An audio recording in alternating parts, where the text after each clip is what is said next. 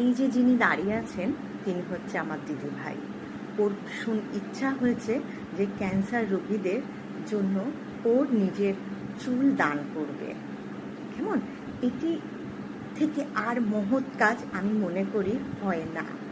আর তার জন্য কি হয় না, তাদের একটা 12 ইঞ্চি এবং তার বেশি লম্বা চুল হতে হবে। এই ক্যান্সার রোগীদের যখন কেমো নেয় তখন তাদের চুল উঠতে শুরু করে, আর চুল গজাতে একটু সময় লাগে। তখন তাদের কি হয়, মনের হীনমন্যতায় তৈরি হয়, যা তাদের মানসিক দিক থেকে অনেক ক্ষয় হতে থাকে। চুল দানের মধ্যে তুমি যারা ক্যান্সার চিকিৎসার সাথে মোকাবিলা করছে তাদের মনের দিক দিয়ে তুমি আরও শক্তিশালী করে তুলছ। তোমার মাধ্যমে সমাজে একটা ভালো মেসেজ প্রদান হচ্ছে। সব সময় যে তোমাকে টাকা দিয়ে সাহায্য করতে হবে তার কোনো মানে নেই। একটু ভালো মানসিকতার প্রয়োজন, তাহলেই তুমি সব পারবে। আমি আর আমার দিদি চলে এসেছি। এই যে দেখতে পাচ্ছ যিনি ওর চুলটা কাটছে, ওনারই পার্লার, নাম হচ্ছে শম্পা ম্যাডামও অবশ্য সবাই বলে, কিন্তু আমরা শম্পাদি বললেই এক গাল হাসি। আর তার হচ্ছে তোমার পার্লারের নাম হচ্ছে নিহারিকা। এত যত্ন সহকারে কাজটি করে, তার প্রমাণ তুমি লাস্টেই দেখতে পারবে।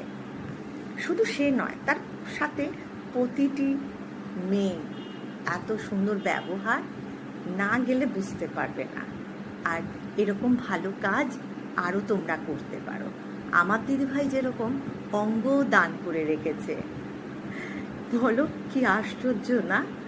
ও বলে আমার থেকে যদি কেউ একজন সুন্দরভাবে বাঁচতে পারে সেটাই আমার কাছে অনেক। একবার যখন মাটিতে জন্মেছি তখন সবার জন্য ভাবা উচিত। এইভাবে তোমরা সবাই সবার জন্য ভাববে। শুধু শুধু মানুষের পেছনে উল্টো সিধা কথা না বলে এইভাবে নিজের মতো কাজ করে যাও। সবাই ভালো থাকবে, আনন্দে থাকবে, সুস্থ থাকবে, আর ভালো ভালো কাজ করে যাও সমাজের জন্য। এই দেখো কত সুন্দর লাগছে। আর ওই চুল কেটেছে কবে জানো?